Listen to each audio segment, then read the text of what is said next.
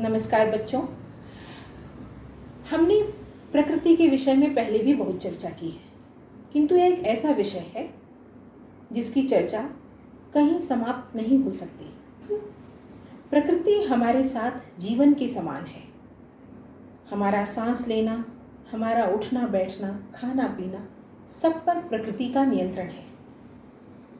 प्रकृति पूरी तरह से हमें संवारती है, सजाती है, हमारा जीवन खुशहाल बनाती है। किंतु हम मनुष्य इतने स्वार्थी हो जाते हैं, अपने विषय में ही सोचने लग जाते हैं और प्रकृति को पूरी तरह से नष्ट करने पर तुल जाते हैं। पेड़ों को काटना, जंगल नष्ट करना, नदियों के रास्ते मोड़ना, पेड़ों को काटकर बड़े बड़े मॉल बनाना, होटल बनाना, ये सब हमारे स्वार्थ का उदाहरण है। हम अपने स्वार्थ पूरे तो कर लेते हैं, लेकिन क्या हम सुखी रह पाते हैं? आज की परिस्थिति इसका सबसे उत्कृष्ट उदाहरण है। हमने प्रकृति को नुकसान पहुंचाया है, इसीलिए आज हम प्रकृति से दूर अपने अपने घरों में बंद हैं। बच्चों, आपकी पाठ्यपुस्तक का तीसरा पाठ वनराज से मुलाकात कुछ इसी तरह से है। यह एक नाटक है जिसमें कुल 4 दृश्य हैं। पहला दृश्य, दूसरा दृश्य, तीसरा दृश्य और चौथा दृश्य। तो आज इस वीडियो के माध्यम से मैं इस पाठ के 2 दृश्य पढ़ूंगी और आपको समझाऊंगी और आपसे आग्रह करूंगी कि अपनी किताब उठाकर इस पाठ को अच्छी तरह से पढ़िए, ताकि पाठ समझना आपके लिए आसान हो जाए और नाटक आपको रोचक लगने लगे। तो आइए मैं पाठ पढ़ती हूँ, कठिन शब्दों के अर्थ बताती हूँ और इसकी व्याख्या भी करती हूँ। तैयार हैं आप? पात्र अर्थात कैरेक्टर्स। किसी भी नाटक में पात्रों का होना आवश्यक होता है। बिना पात्र के नाटक नहीं हो सकता। तो इस नाटक में कुल कितने पात्र हैं, ये जानना बहुत जरूरी है।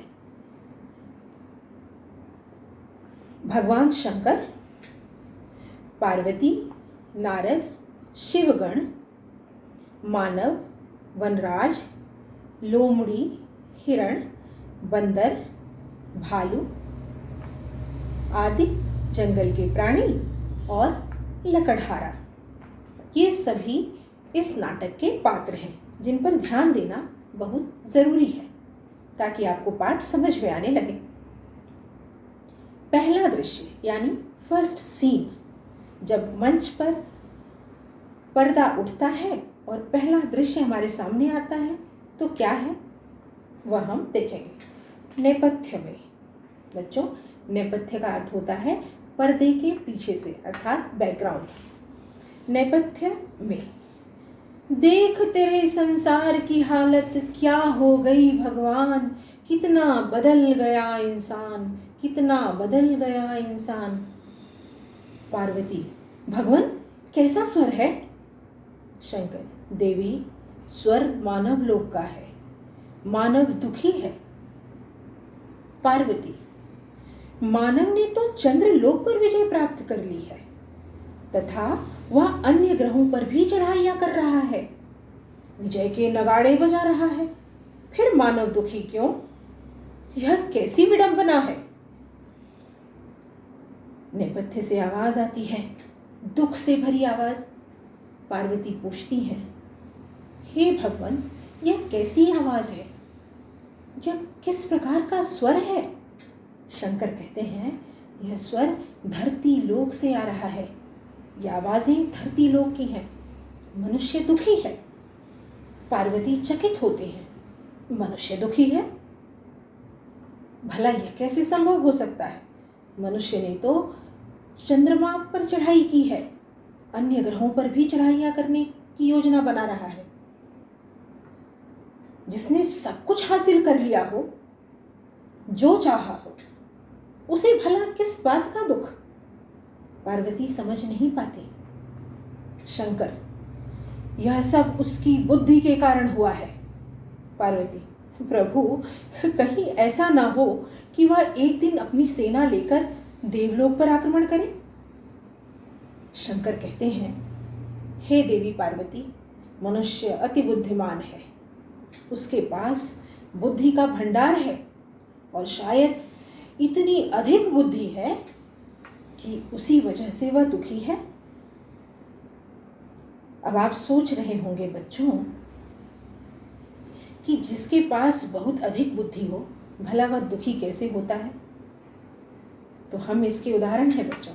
हमारे पास बहुत अधिक बुद्धि है, हम क्या सोचते हैं, ओहो, ये पेड़ अगर हट जाएं और हम यहाँ एक मॉल बना लें और मॉल में बहुत सारी दुकानें खोल लें, दुकानों को किराए पर दे दें, तो पता नहीं कितने पैसे आएंगे, कितनी कमाई होगी। ये है हमारी बुद्धि, अधिक बुद्धि, अति बुद्धि, जिसकी वजह से हम दुखी होते हैं, हम प्रकृति को नष्ट करते हैं। तो भगवान शंकर का भी यहाँ बुद्धि शब्द का प्रयोग करने के पीछे यही कारण है। पार्वती डर जाती हैं, कहती हैं, हे भगवान, कहीं ऐसा न हो कि वह देवलोक पर भी आक्रमण कर दे। शंकर कहते हैं, मानव को मैंने पूरे विश्व का आधिपत्य सौंप दिया है। वह सभी जीवों में श्रेष्ठ है। प्रकृति की सभी वस्तुएं किसी न किसी रूप में उसके लिए हैं। पार्वती, भगवान, फिर यह शोर क्यों? आप अपने भक्तों की सुधि क्यों नहीं लेते? शंकर कहते हैं कि मैंने पूरी धरती का आधिपत्य, आधिपत्य का अर्थ होता है स्वामित्व, जिसका अंग्रेजी में शब्द है जिसके लिए अथॉरिटी, मैंने पूरी धरती मनुष्य के हाथ में सौंप दी है और प्रकृति में जितनी वस्तुएं हैं वह सब उसके काम आती हैं, वह सभी से काम लेता है। वह प्राणियों में श्रेष्ठ है, वह मेरी उत्कृष्ट रचना है, बेस्ट क्रिएशन ऑफ गॉड कहते हैं मनुष्य को। तब पार्वती कहती हैं, फिर यह शोर क्यों? कोई वजह तो होगी कि मनुष्य इस प्रकार दुखी होकर आवाजें कर रहा है। आप अपने भक्तों की सुधि क्यों नहीं लेते? मनुष्य आपका भक्त है, डिवोटी है, तो आप अपने भक्तों की खोज खबर क्यों नहीं लेते? उसका हालचाल क्यों नहीं पूछते? शंकर, देवी पार्वती, यदि आपकी यही इच्छा है कि हम भक्तों की सुधि लें तो हम पृथ्वी लोक अवश्य जाएंगे। पार्वती, भगवान, क्या मैं भी आपके साथ चलूं? शंकर, हाँ, पर हमें मनुष्य के रूप में जाना होगा। हम आपको पूरा तमाशा दिखाएंगे। फिर मनुष्य अपनी ही करनी के जाल में कैसे फंस गया है। शंकर कहते हैं कि हे पार्वती, यदि आपकी इच्छा है कि हम भक्तों की सुधि लें, खोज खबर लें, तो हम चलेंगे पृथ्वी पर और आपको पूरा तमाशा दिखाएंगे कि वह किस तरह से अपने किए हुए कार्यों से प्रभावित हो रहा है। पार्वती खुश होती हैं, कहती हैं, क्या मैं भी आपके साथ चलूं? भगवान कहते हैं, बिल्कुल चलो, चलो और तमाशा देखो कि किस प्रकार मनुष्य अपने ही स्वार्थ में फंसा हुआ है। पार्वती, भगवान, नारद मुनि को भी साथ ले चले तो अच्छा होगा। उन्होंने विश्व का भ्रमण किया है तथा वे संसार की स्थिति से परिचित हैं। पार्वती कहती हैं, ठीक है, हम चलें, किंतु यदि हम नारद मुनि को भी ले लें। नारद मुनि बच्चों दूत हैं भगवान के, जिन्हें मैसेंजर कहते हैं अंग्रेजी में। वो धरती पर आते थे और धरती का हालचाल भगवान को सुनाते थे। और पहले ऐसा कहा जाता है कि ये सब कुछ होता था और भगवान का जो संदेश होता था उसे वे धरती पर लाते थे। आपने सीरियल्स वगैरह में देखा होगा। तो पार्वती कहती हैं कि यदि हम नारद मुनि को भी लेकर चलें तो अच्छा होगा, क्योंकि उन्होंने पूरी धरती का भ्रमण किया है। तो एक तरह से वे कहती हैं कि आजकल तो हम गूगल मैप के ज़रिए घूमते हैं, उस समय तो ऐसा कुछ रहा नहीं होगा। तो वे कहती हैं कि नारद मुनि को लें तो वे गूगल मैप का काम करेंगे, मतलब वो बता पाएंगे कि यहाँ चलिए, वहाँ चलिए, ये रास्ता आसान है, वो रास्ता बड़ा है। इस वजह से शायद पार्वती जी ने कहा होगा। शंकर, कोई है एक गण, गण का अर्थ होता है भगवान शंकर के कुछ ऐसे भक्त थे जो सदैव उनके साथ रहा करते थे विशेष रूप में, उन्हें कहते हैं गण। एक गण आवाज देता है हाथ जोड़े हुए, आज्ञा महाराज शंकर, नारद जी से कहो वे विश्व यात्रा की तैयारी करें। हमें विश्व यात्रा करनी है, यानी वर्ल्ड टूर पर जाना है। उनसे कहो कि वे तैयारी करें। गण, जो आज्ञा। गण आज्ञा लेकर चला जाता है। अब देखिए बच्चों, अभी तक मैंने आपको पहला दृश्य बताया, अब आइए देखते हैं दूसरे दृश्य में क्या होता है, यानी सेकंड सीन में क्या हो रहा है। शंकर, पार्वती एवं नारद जी विश्व भ्रमण करते हुए मधुबन में पहुंच जाते हैं। मधुबन एक सुंदर सा जंगल है, बगीचे की तरह है, जहाँ सुंदर सुंदर फूल खिले हैं पौधों पर, चारों ओर हरियाली है, तितलियाँ उड़ रही हैं, मधुमक्खियाँ फूलों पर बैठी हुई हैं, झरने गिर रहे हैं, कल कल आवाज़ आ रही है, नदी बह रही है। अपनी आंखें बंद कीजिए और इस दृश्य को महसूस कीजिए, वही मधुबन है। तो दूसरे दृश्य में हम देखते हैं कि भगवान शंकर, नारद मुनि और देवी पार्वती मधुबन में खड़े हैं, वहाँ पहुँच गए हैं।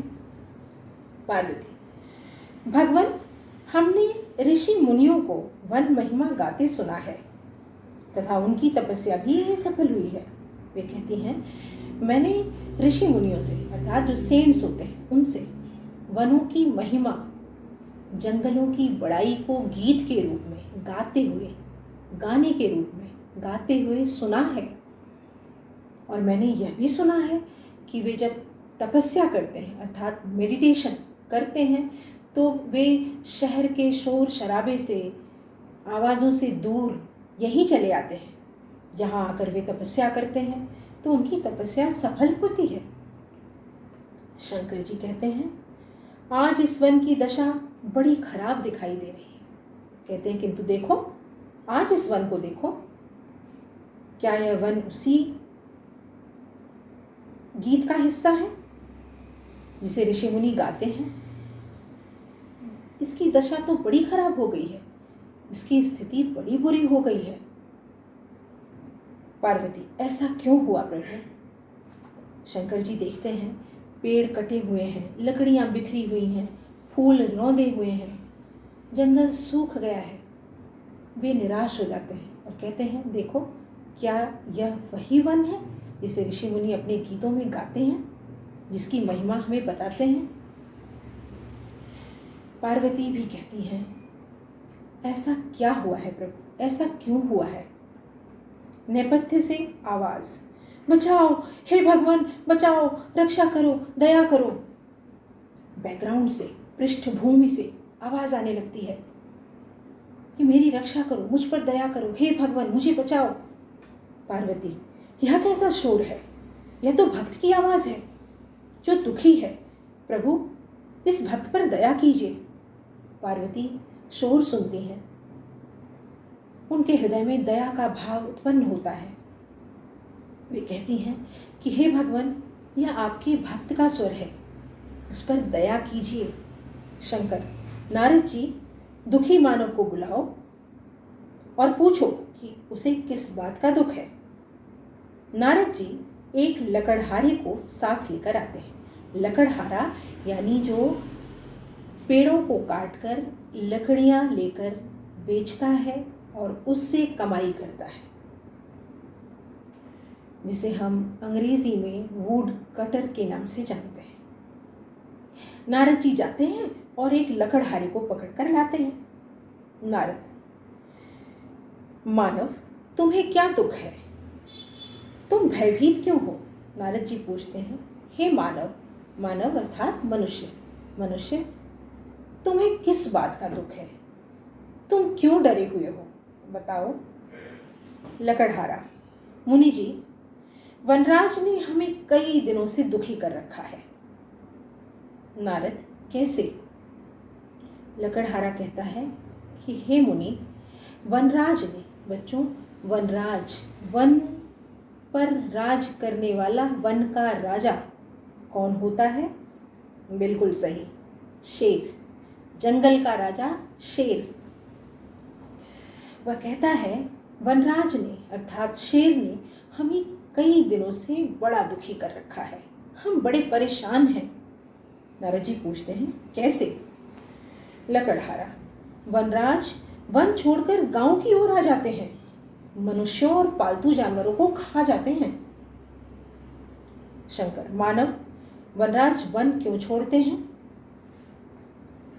पार्वती, मानव, क्या तुम्हें केवल यही कष्ट है या कोई और भी कष्ट है? लकड़हारा कहता है कि वनराज ने उसे दुखी कर रखा है।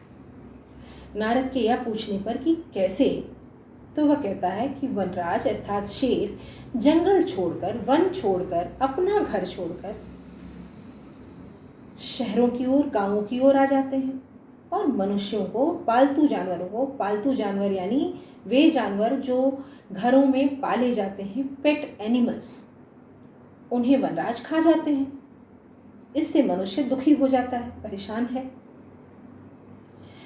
पार्वती पूछती हैं, बस क्या यही एक कष्ट है या तुम्हें अन्य कष्ट भी हैं? लकड़हारा, देवी, जंगलों में लकड़ी का अभाव है, मैं लकड़हारा हूँ, मुझे लकड़ी नहीं मिलती और गरीबी के कारण मैं बहुत तकलीफ में हूँ। इसके अलावा मुझे वनराज से भी भय लगता है क्योंकि वे आजकल बहुत नुकसान पहुँचाते हैं। वह कहता है कि देवी, मुझे दूसरे कष्ट भी हैं। मैं एक साधारण लकड़हारा हूँ, पेड़ की लकड़ियाँ लेकर काटकर उन्हें बेचता हूँ और अपना जीवन चलाता हूँ, परिवार का भरण पोषण करता हूँ। किंतु आजकल जंगलों में लकड़ियाँ ही नहीं हैं, अभाव है। एक तो यह दुख है, दूसरा दुख वनराज ने दिया है कि वे हमें खा जाते हैं, पालतू जानवर खा जाते हैं। तो इस तरह से हमें ये सारे दुख हैं, हम इन परेशानियों से गुजर रहे हैं। शंकर जी कहते हैं, नारद जी, वनराज को बुलाइए और पूछिए उसने मानव को दुखी क्यों किया है। शंकर जी कहते हैं, नारद, जाइए वनराज को बुलाइए, शेर महाशय को बुलाइए और उनसे यहाँ पूछिए ऐसा क्या कारण है, क्यों उसने मनुष्य को दुखी किया है, परेशान किया है। नारद जो आ गया। नारद जी वनराज को आवाज लगाते हैं और वनराज गरजते हुए मंच पर आते हैं। गरजते हुए यानी अपनी रौबदार आवाज निकालते हुए, रोर करते हुए मंच पर आते हैं, स्टेज पर अपीयर होते हैं। इस बीच शंकर पार्वती अंतर्धान हो जाते हैं। अंतर्धान का मतलब होता है गायब होना, टू डिसअपियर, क्योंकि वे अगर मनुष्य को दिखाई देंगे तो मनुष्य इसका फायदा उठा सकता है। वे वहां से गायब हो जाते हैं। वनराज स्टेज पर, मंच पर आ चुके हैं। वनराज, मुझे किसने आवाज दी? नारद, हम इस वन में भ्रमण करने के लिए आए थे। हमने सोचा कि इस वन के राजा के भी दर्शन कर लें। हम नारद हैं और हम स्वर्ग लोक से आए हैं। नारद जी अपना परिचय देते हैं कि मैं नारद मुनि हूँ, मैं स्वर्ग लोक से आया हूँ। स्वर्ग का अर्थ होता है हेवन, जिसे हम पैराडाइज भी कहते हैं। वे बताते हैं कि मैं नारद हूँ, स्वर्ग लोक से आया हूँ और तुम सबका हाल चाल पूछने आया हूँ और सोचा कि तुम्हारे दर्शन कर लूँ। भाई तुम राजा हो, राजा के दर्शन किए बिना मैं कैसे लौटूं? वनराज, बड़ी कृपा की प्रभु आपने, कहिए मैं आपकी क्या सेवा कर सकता हूँ? नारद, आप तो इतने बड़े राजा हैं, पर सुना है कि आप शहर पर भी आक्रमण करने लगे हैं और मानव आपसे दुखी है। आप तो राजा हैं और राजा को ये चीज़ें शोभा नहीं देती। आप शहरों पर आक्रमण करने लगे हैं, गांवों की ओर जाने लगे हैं, मनुष्य आपसे दुखी है। वनराज, अब आप ही न्याय करें। मैं सभी वन्य प्राणियों को बुलवाता हूँ, लोमड़ी को आवाज देकर। लोमड़ी रानी, ओ लोमड़ी रानी। वनराज कहते हैं कि आप ही न्याय कीजिए। मैं अन्य वन्य प्राणियों को, अर्थात जो वन से संबंधित प्राणी, जो वन में रहने वाले दूसरे प्राणी हैं, मैं उन्हें बुलाता हूँ। यह कहकर वह लोमड़ी को आवाज देता है। लोमड़ी, नेपथ्य से लोमड़ी की आवाज, पर्दे के पीछे से लोमड़ी के आने की आवाज होती है, कुछ बोलते हुए आती है। लोमड़ी का आगमन, यानी लोमड़ी आती है, स्टेज पर आना। आगमन का अर्थ होता है आना, टू अराइव। जी महाराज, आई। वनराज, आज हमारे वन में नारद मुनि आए हैं, उनके स्वागत में वन्य प्राणियों की सभा बुलाओ। कहता है कि देखो आज कौन आया है। नारद मुनि हमसे मिलने आए हैं, हमें इनका स्वागत सत्कार करना है। बच्चों, जब भी कोई मेहमान हमारे घर आता है तो हमारा क्या कर्तव्य है कि हम अपने मेहमान का स्वागत करें, सत्कार करें। और हमारे संस्कारों में भी यही बात है, हमारे मूल्य भी हमें यही सिखाते हैं, अतिथि देवो भव। यानी वह जो मेहमान होता है वह हमारा देवता है, वह ईश्वर के समान है। वनराज भी यहाँ कहते हैं कि देखो नारद मुनि आए हैं, हमारे वन में आए हैं, हमसे मिलने आए हैं, इनके स्वागत की तैयारी करो। सभी प्राणियों की एक सभा बुलाओ। सभा का अर्थ है मीटिंग। लोमड़ी, जो आज्ञा। लोमड़ी जंगल में जाती है और नेपथ्य से लोमड़ी के चिल्लाने की आवाज आती है। सभी वन्य प्राणियों को सूचित किया जाता है कि आज शाम को 6 बजे वनराज का दरबार लगेगा। अतः सभी बंधुओं से निवेदन है कि वे ठीक समय पर दरबार में उपस्थित हों। वह कहती है, कैसे कहती है, जरा उसकी आवाज में ही सुनते हैं कि लोमड़ी कैसे इस बात को कहती है। सभी वन्य प्राणियों को सूचित किया जाता है कि आज शाम को 6 बजे वनराज का दरबार लगेगा। अतः सभी बंधुओं से निवेदन है कि वे ठीक समय पर दरबार में उपस्थित हों। ऐसे ही कहा होगा ना लोमड़ी ने। वह आवाज लगाती है और कहती है कि आज शाम ठीक 6 बजे, शार्प एट 6, एक मीटिंग होगी। There will be a meeting. ऐसा शायद वो कहती है कि सभी वन्य प्राणी ठीक 6 बजे शाम को उपस्थित हों। वनराज का एक दरबार होगा और हमारे राजा हमें संबोधित करेंगे, एड्रेस करेंगे। यह बोलकर वह चुप हो जाती है और यही हमारा दूसरा दृश्य समाप्त हो जाता है। आगे की वीडियो में हम तीसरे और चौथे दृश्य पर चर्चा करेंगे, लेकिन पहला और दूसरा दृश्य अच्छी तरह पढ़िए और जैसे मैंने पढ़ा है वैसे ही पढ़ने का प्रयास कीजिए। उसी आवाज़ में, वनराज और लोमड़ी की आवाज़ भूलिएगा मत। धन्यवाद बच्चों।